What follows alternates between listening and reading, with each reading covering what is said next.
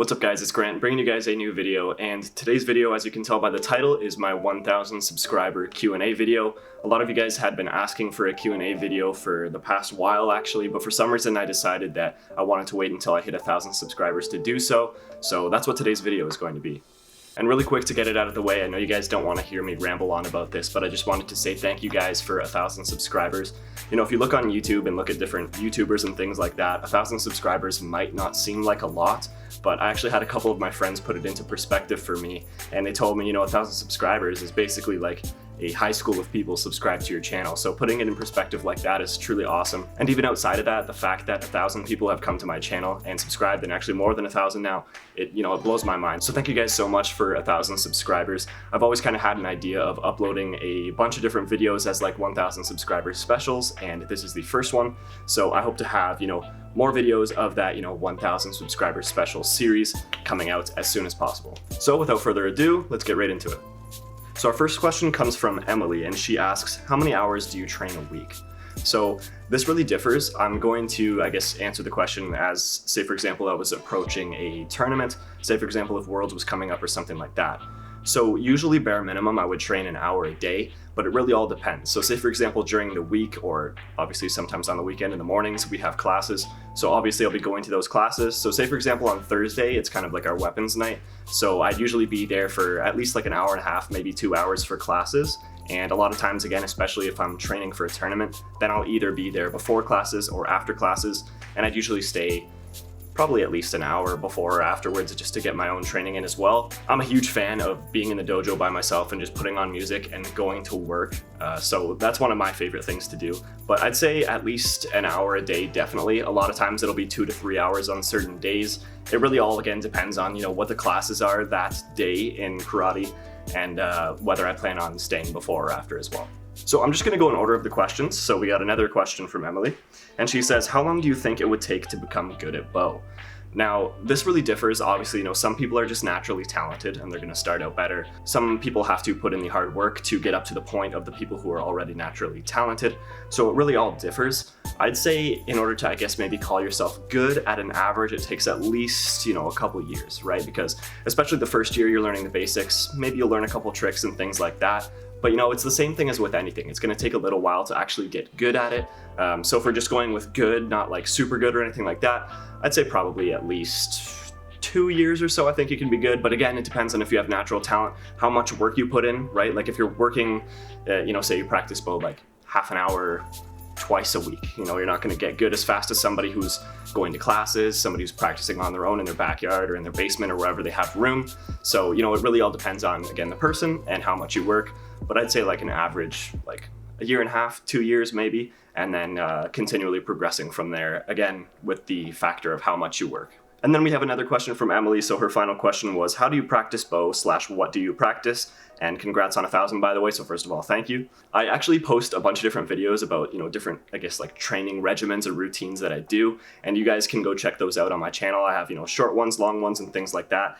It really all depends, again, on what we're doing in class. So say, for example, if we do something in class that I was planning on training afterwards, I'm going to leave that out. In some of my videos I've posted, I like using heavy bow a lot to get speed. I like using long bow a lot so that I can make my technique better. And again, you'll find all these things on my channel in different videos that I posted about how I train, and making sure to obviously put in a significant effort. So that basically showcases how I train. Our next question is from my friend Alex, who says, do you jump rope? I'm not a huge fan of jumping rope. I never did it in like grade school or anything like that, but before classes for like Muay Thai and boxing and stuff, we have to jump rope. So I'm kind of forced to try to get better at it. I've actually saw somebody on Instagram who posts different ways to like jump rope and stuff, so I think I've got to try that soon. So I do jump rope, but I'm not very good at it.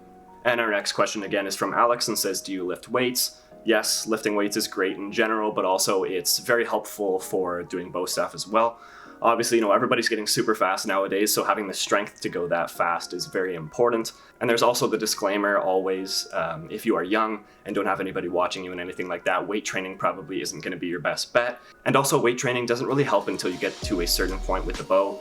So say for example, if you're using the bow staff and you're kind of thinking about what move comes next and stuff like that, weight training isn't going to help you because that's like a mental thing you have to get past to, just have the muscle memory to do the next moves and say for example your kata or your form. So once you get to the point where you're I'd say very good with the bow. You know, you always know the move that's coming next, your technique is down and stuff. Then you can get to the weight training, again, if you're of age and your coach says that it is the right thing to do so. And another question from Alex, his final question was, how did you gain so much weight in such a short period of time? No, I don't think I've actually talked about this on my channel at all. I might do so in the future, maybe it depends on the interest from you guys in it, I guess. But I did gain a decent amount of weight recently, and I kind of made that like a goal in 2020 to do so, and also was kind of a goal in 2021, not as much as last year, but still a goal to gain a little bit. So essentially, I gained a lot of weight. First of all, I was underweight. So I needed to make sure that, you know, I could get up to a healthy weight for my age and my height, because I am 6'1", so I'm pretty tall, so I need to be decently heavy. But like I said, first I was a little bit underweight, so I wanted to get up to, you know, a healthy weight and then also continue that to build muscle and things of that nature. So I ended up going to see a personal trainer and, you know, talked about my eating and my diet and things like that. And originally I started off with making sure that I was just eating enough every meal, because the portions of my meals and stuff just weren't right, again, especially for my age and my height. I should be eating normal size portions where I kind of wasn't. So it got up to the point where I would start eating normal size portions. And then the recommendation from the personal trainer that I went to visit was to just basically every time I had a meal, add a little bit more on. So say for example, I would have like an extra serving of rice or something like that, or an extra serving of chicken. And I would just continue that and keep adding more and more on each meal. And eventually, you know, I don't know, people talk about your stomach expanding and stuff like that, but I was just over time able to eat more and more. And that's really helped a lot. And obviously, you know, keep on working out while I'm doing that, because, you know, I don't want to put on bad weight. So, you know, lifting weights, doing martial arts, doing all these kinds of different cardio exercises and things of that nature has really helped. So a good portion of that weight was from getting to a healthy weight limit, which I'm very happy about. And then, you know, like I said, continuing further from that, building muscle, I guess like filling in is kind of what a lot of people call it and stuff like that. And I was also drinking protein shakes and eating protein bars and, you know, trying to improve my diet in general, not having, you know, ice cream all the time to try to get my weight up. Sure, yes, I did have ice cream, but you know, making sure that it was decently healthy and stuff so that I wasn't putting on bad weight to get to that healthy weight limit. So our next question comes from Michael, and he says, when did you start karate? I think I might have mentioned this on my channel before, but I'll run through it really quickly just because this is the question that's being asked. So I started karate, I think, around the age of 6. I just kind of followed in my brother's footsteps, and once he did a karate camp for either a week or a month or something like that, he decided to go to an actual school and join up. And I think it was about a year or two after that, maybe within a year, that I decided, like I said, I would follow in his footsteps. And I joined karate again at the age of 6 and haven't looked back since then. So I've been doing it since then. I'm now 21, so that's a decent amount of time doing karate. So yeah, I started when I was 6 years old. So the next question comes from my friend Kyle, and he says, walk me through a day in your life. What do you do while you aren't doing YouTube? So for those of you that follow my channel, you know, a good amount, or follow me on other social medias and things like that, you know that I'm also in school. I'm in my last year for my business degree at the university that's, you know, in my hometown or my neighborhood. So a lot of my time is taken up by doing school things, but I also have, you know, other hobbies and stuff like that outside of, obviously, martial arts takes up a ton of my time, and this question asks outside of YouTube. So martial arts and YouTube can sometimes be grouped together because, you know, sometimes I'll just go to the dojo, I'll record something, so those can be grouped together. But like I said, outside of that, a lot of my time is taken up by doing school things, you know, whether it's projects or exams or assignments or whatever it is. That takes up a decent amount of my time, obviously, and especially since I'm in my last year, you know, I'm making sure everything wraps up, and especially this year, I'm trying to get good marks in my final year, so that's been taking up a lot of my time recently. Now, of course, obviously, I also like hanging out with friends, and funny enough, a lot of times hanging out with friends actually revolves around martial arts because, you know, a lot of times we'll hang out, we'll watch the UFC fights or the Bellator fights or boxing fights or whatever, but, you know, I also like hanging out with friends a lot and stuff too. I'm also a huge fan of video games. I haven't been able to play as much recently because school has been pretty demanding, but, you know, I used to play video games a ton. I still play a decent amount, but video games does take up a lot of my time. You know, I've always been a fan of video games. And, you know, that kind of ties into hanging out with friends as well because I like playing with friends online. I don't really play video games too much by myself. Most of the time it is with friends. So that takes up a lot of time as well. But I also really enjoy doing that, you know, whether it's coming home after training or something like that to play some video games with friends or, you know, anything like that. I really enjoy doing that. So I'd say those are the things that, you know, basically take up my time outside of YouTube and martial arts. All right, guys, so that leads us to our final question, which I believe is from Chris. And Chris says, will you start Tutorial Tuesday again? I think everyone misses it. So I actually messaged this person shortly afterwards and said that I actually plan on bringing Tutorial Tuesday back. For those of you that aren't familiar with that series, I have a series, again, obviously called Tutorial Tuesday, which has actually 50 episodes. And each episode is basically a different tutorial on how to do a bow staff move or a sequence of moves. And that's, I think, is by far the most successful series on my channel that I've ever posted. So I stopped that, I want to say, was it about a year ago? I forget the exact time, but I stopped it a little while ago just to take a break from doing the weekly posts for that. But I've decided that I am going to start it back up, as I messaged this person and told them.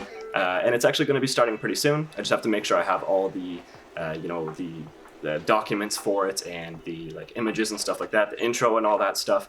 And I'm actually, yesterday I was writing ideas for different moves to show you guys. So I'm not sure how long it's going to be back up or whatever. It depends on how much you guys like it. But if you're somebody who practices bow and you want to learn how to do a move, or you know how to do a move but you want to learn how to, make it just that much better, then leave suggestions, in my YouTube comments. I see them on any video, so you can leave it on any video. It gives me a notification. Or you can let me know on any of my other forms of social media. I always have them linked in the description down below, whether it's Twitter, Instagram, whatever, so you guys can also let me know there. But yes, I do plan on starting it back up. So episode 51 of Tutorial Tuesday, it's crazy, that's over 50 episodes now to be, is going to be coming soon. I'm not sure if it'll be next week, the week after that, or whatever, but I guarantee it'll be within the next couple months at the very latest. So hopefully you guys are looking forward to that. As I can see from here, some of you have been missing it, so I'm looking forward to bringing that back for those of you that have kind of been fans of that series. So thank you guys for the support with that. But guys, that brings us to the end of the video. Thank you guys for asking me these questions. It was really cool to kind of go through and answer questions that you guys had for me. So thank you very much for submitting questions for those of you that did. I'm sure I'll do another Q&A in the future sometime. So, stay connected on YouTube, Instagram, Twitter. I did this one on Instagram, so make sure you're following my Instagram. Again, the link is in the description down below if you want to participate in another Q&A video. But that's basically it, guys. Again, thank you so much for 1,000 subscribers. That's just ridiculous, but I know you guys probably don't want me to talk your ear off with thanking you guys and stuff like that. So just thank you very much for 1,000 subscribers. Hopefully you guys enjoyed the video, and I'll see you in the next one.